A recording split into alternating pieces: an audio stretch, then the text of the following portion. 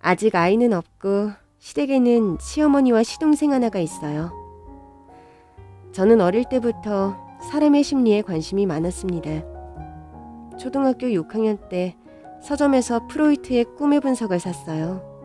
사놓고 거의 못 읽었는데 그 중에 기억에 남는 말이 사람이 하는 말이나 행동에 실수란 없다입니다. 사회적 상황 때문에 실수로 포장되는 거지 그 사람 본심이라는 내용이 인상 깊었어요. 그때부터 저는 사람들의 말이나 행동을 유심히 보면서 어떤 의도로 저런 말이나 행동을 할까 생각했어요. 저 사람의 행동이 말이나 생각과 일치하지 않을 수 있다고 생각했던 것 같아요. 그래서 저는 유난히 사람의 본심과 의도를 파악하는 데 촉이 발달해 있습니다. 제가 심리학 전공자라는 걸 아는 지인들은 모두 이렇게 묻습니다. 나 요즘 우울한데 나 어때? 혹은 남자친구랑 싸웠는데 남자친구 심리는 어떤 것 같아? 이렇게 자신의 심리 파악을 해달라는 말을 정말 귀가 닳도록 들어요. 심지어 대학교 2학년 때는 엄마가 잘 알지도 못하는데 엄마 친구들 상담 예약을 해놓았을 정도였어요. 그럼 저는 어떻게 했느냐? 그냥 생각나는 대로 아무 말이나 짓거렸습니다. 어디 보자. 너는 지금 확증 편향의 오류에 빠졌네. 네가 맞다고 생각하는 신념과 가치관에 부합하는 정보만 주목하고 그 밖의 것은 무시하는 지금의 사고방식을 좀 고쳐야겠어. 안 그러면 넌 평생 친구 하나 없이 살지도 몰라. 보자 네 남친은 문제가 생기면 그 원인을 남 탓하는 스타일이네. 이걸 투사라고 하는데 스스로 자아를 보호하기 위한 방어기제야. 성숙함하고는 거리가 멀지.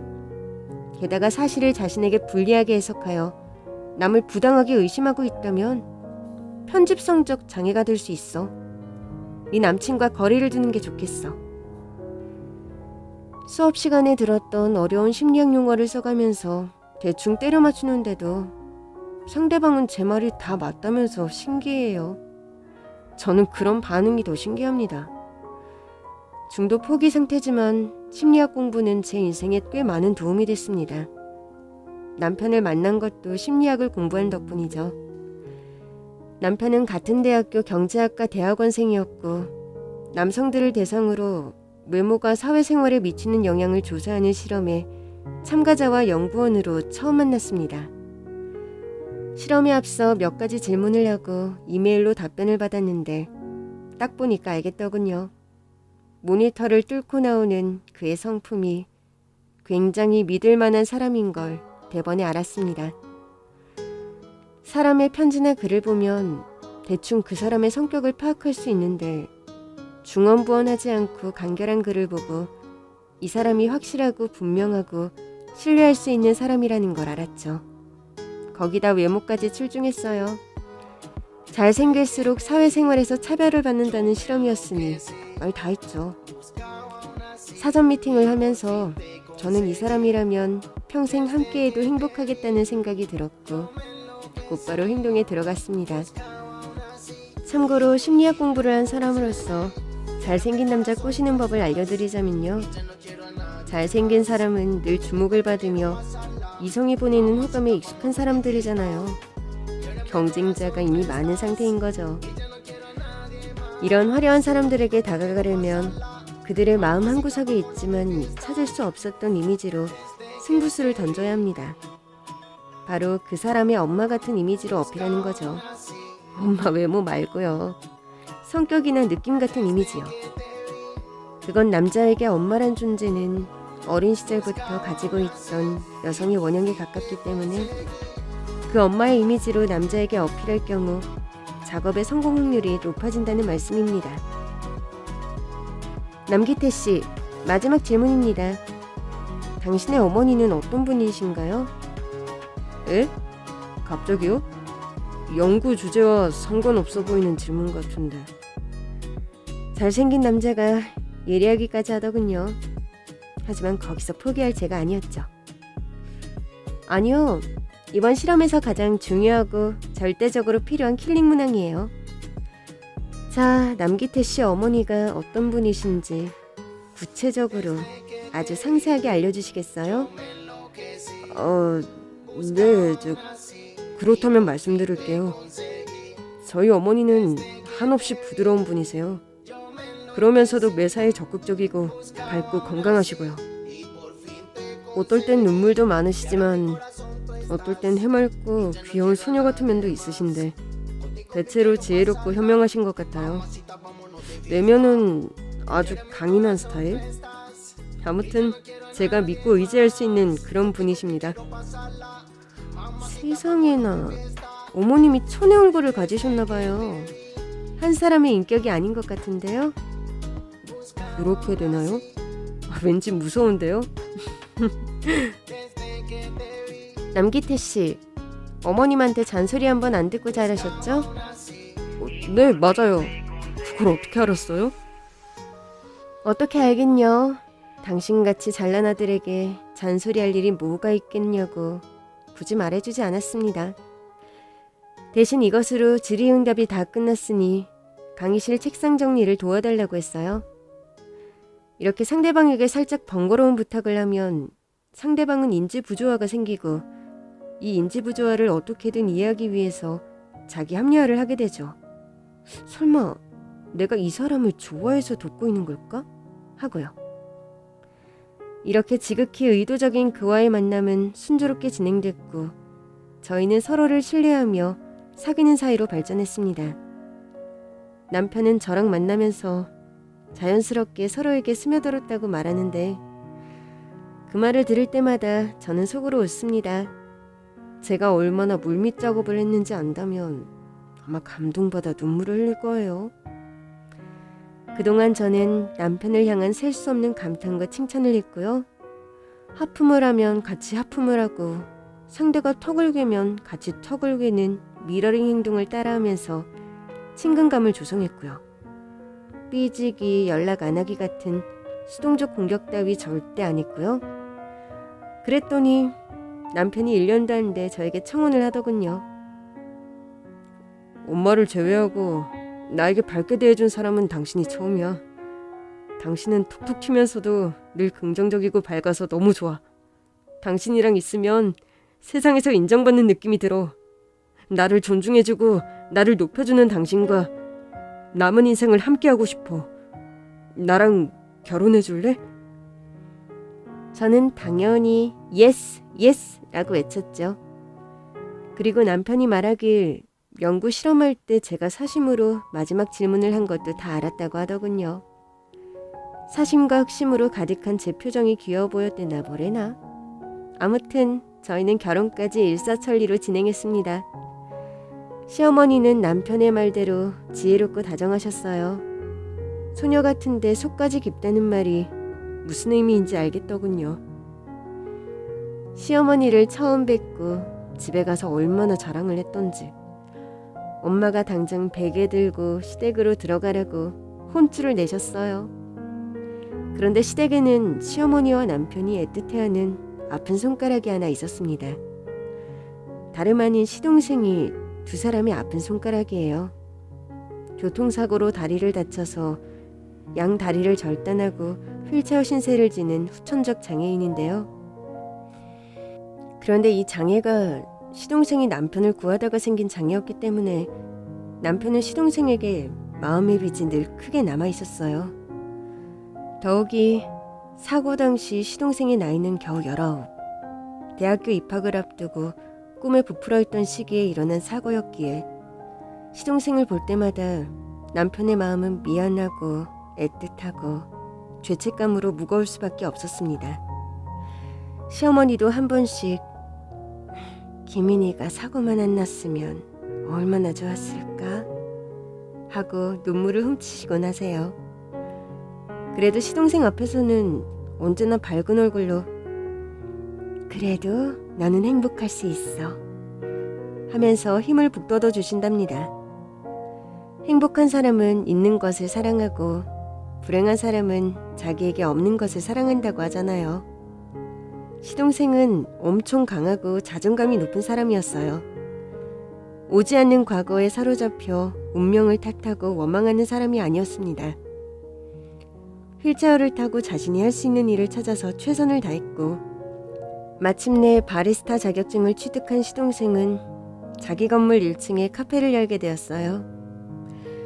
물론 시동생이 부모님께 증여받은 상가 건물이 있어서 수월하긴 했겠지만 시동생의 사업 수완도 좋았어요. 친절하고 정성스러운 응대와 커피 맛이 입소문을 타면서 손님들이 몰려왔습니다. 유동인구가 많은 곳이라 시동생의 카페는 더더욱 잘 됐어요. 개업한 지 몇 달도 안 돼 월 매출이 2천만 원까지 올랐고 이제는 직원만 5명이 될 정도로 성공했습니다. 도련님, 커피 향이 끝내줘요. 형수님 오신다고 해서 제가 특별히 융드립으로 내렸어요. 이게 종이 필터가 아니라 융 필터로 내린 거군요. 어쩐지 있어 보여요. 어디 융 커피 맛은 어떤가 볼까요? 어때요? 진하면서도 쓴맛이 덜해요. 아무튼 고급지네요. 마치 자신의 모든 것을 내려놓고 낮은 자세로 자신이 옳다고 믿는 것을 흔들리지 않고 연구한 심리학자 칼 구스타프 융처럼요. 남편이 자리에 앉으면서 제 커피를 맛봤습니다. 그래? 나는 입이 싸서 그런가? 전혀 구분이 안 되던데. 형은 커피 마시면 안 되는 체질이면서 다른 음료 마셔. 그치? 그럼 나는 커피 말고 시원한 맥주 한 잔. 형, 여기 커피 전문점이야. 이렇게 사장님이 꽉 막혀서야 어디. 근데 오늘 소개시켜준다던 그분은 언제 와? 지금 다 왔대. 그날은 시동생이 진지하게 만나고 있는 여성을 저희에게 소개시켜주기로 한 날이었습니다. 여자친구가 생겼다는 것도 몰랐는데 불쑥 결혼까지 약속했다면서 인사를 시켜주겠다더군요. 그녀의 이름은 박세은, 나이는 95년생, 29으로 시동생과 동갑이고 카페 매니저를 하다가 유치원에서 아이들 놀이 강사를 했는데 최근에 관두고 작은 회사에 취업을 했다고 합니다. 세은 씨는 유치원 놀이 강사 시절 일찍 퇴근할 때마다 늘 카페에 들러서 한두 시간 앉아있다가는 단골 손님이었어요. 그런데 어느 비 내리는 날 천둥번개가 치는 것에 화들짝 놀라서 벌벌 떠는 세은 씨를 시동생이 세심하게 챙겨주다가 서로 눈이 맞았다고 해요. 세은 씨는 무쌍에 가늘게 긴 눈에 눈웃음이 인상적이었는데 얇은 입술은 꽤나 고집 있어 보였습니다. 시동생과 동갑이라는데 둘이 같이 있으면 어딘가 누나 같은 느낌이 났어요. 솔직히 말하면 노안이라고 해야 할까요? 인간적으로 성숙했다는 느낌이 아니라 제 나이보다 더 늙어 보였다는 말입니다. 그리고 대화를 하면 할수록 느낌이 쎄했습니다. 집은 전형적인 서울 출신의 중산층 집안이에요. 부모님은 무척 점잖으신 분들이시고요. 아버지는 초등학교 교장 선생님으로 지난해 퇴임하셨는데 자상한 편이고 어머니는 화가이신데 대학에서 강의도 하시죠. 두 분 다 좋으세요. 자녀들에게 성질 한번 내신 적이 없을 정도로 좋으세요. 오빠는 변호사인데 학부 로스쿨 다 지방에서 나와서 그런지 학벌에 민감한 편이고요. 본인의 이야기를 마치 타인의 일인 양 3인칭 시점으로 줄줄 읊어대는 것이 참으로 독특하다 싶었습니다. 게다가 사람이 말로만 대화를 하는 게 아니잖아요. 표정이나 손짓, 몸짓 같은 신체 언어가 60%를 차지하는데 세은 씨의 신체 언어들은 꽤나 미심쩍었어요. 저는 어려서부터 상대방의 미세한 행동 변화나 표정을 자세히 관찰하는 것을 잘했기 때문에 세은 씨의 몇 가지 부정적인 신체 언어들을 금방 캐치했어요. 그걸 행동심리학이라고 하는데 거짓말을 할 때 쇄골 사이에 천돌이라는 부위를 마사지한다거나 다리가 가고 싶은 방향으로 향한다거나 하는 그런 겁니다. 세은 씨는 이야기를 하면서 줄곧 옆 사람을 본다거나 고개를 살짝 돌리거나 질문을 받으면 의외로 눈을 똑바로 쳐다보며 말을 했어요. 과장된 눈빛은 상대를 누르고 싶어하는 감정이 실려있죠. 특히 출신 대학교는 거짓말이 확실했어요. 저도 그 학교 친구들 많은데 세윤 씨 전공은 뭐였어요? 문화 콘텐츠 학부 나왔어요. 오, 저 거기 지방 캠퍼스 정문 입구에 내 최애 맛집이 있는데 수제버거로 유명한 집 알아요? 업타우너라고. 모르겠는데요. 저는 지방 캠퍼스 아니고 서울 캠퍼스 나왔어요. 서울 캠퍼스요? 네.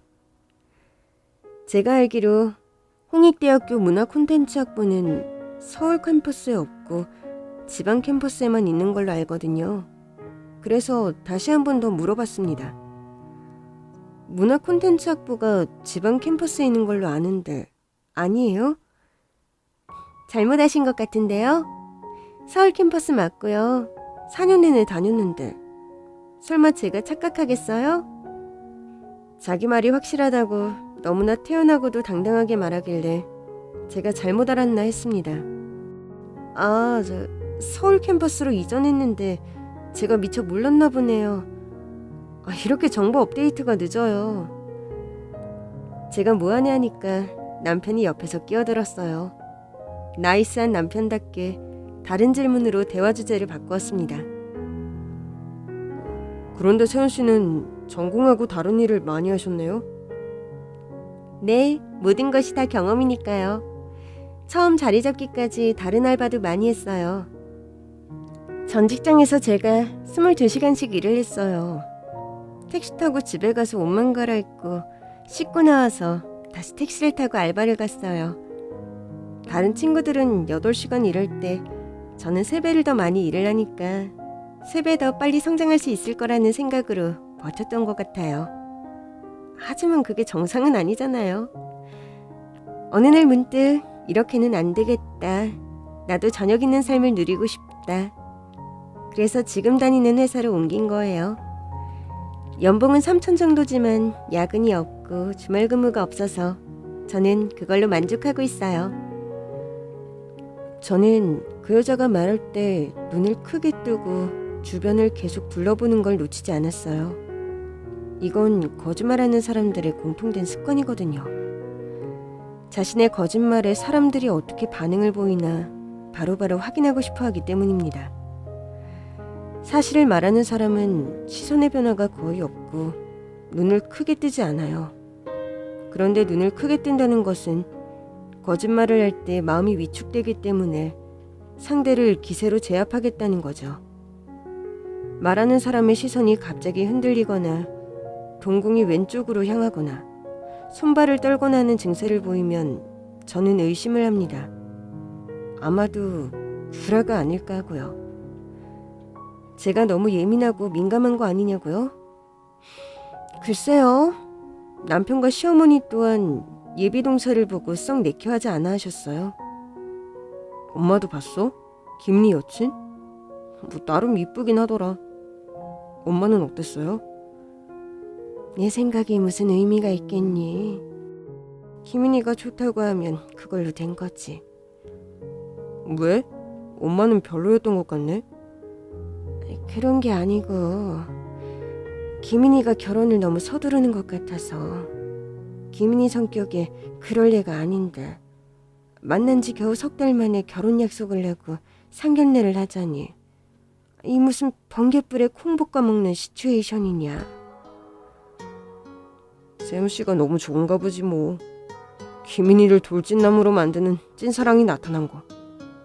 그래서 걱정이라는 거야.